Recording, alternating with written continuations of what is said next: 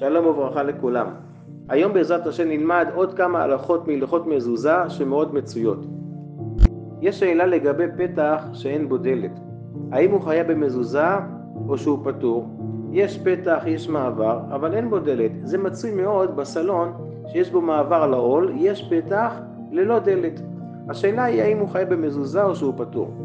וכן פתח במעבר מחדר למרפסת.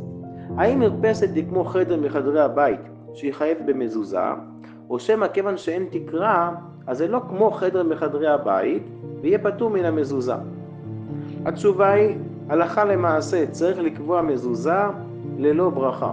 כיוון שיש ספק קובעים מזוזה, אבל לגבי הברכות ספק ברכות להקל ולא מברכים.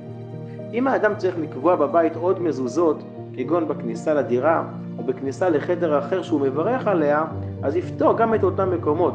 אבל אם הוא בא לקבוע מזוזה רק בפתח של המרפסת או רק בפתח ללא דלת, קובע ללא ברכה.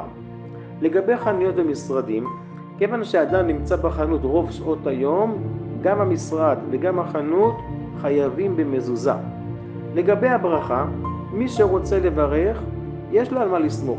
כיוון שחנות ומשרד זה כמו בית, ולכן חייב במזוזה, וגם לגבי הברכה, מי שמברך, כמו שאמרנו, יש לו על מה לסמוך. אבל לכתחילה ראוי לא לברך. כיוון שיש בזה מחלוקת, יש אומרים, כיוון שאדם לא יושן במשרד או בחנות, אז זה לא בדיוק כמו בית. לכן לכתחילה ראוי לא לברך.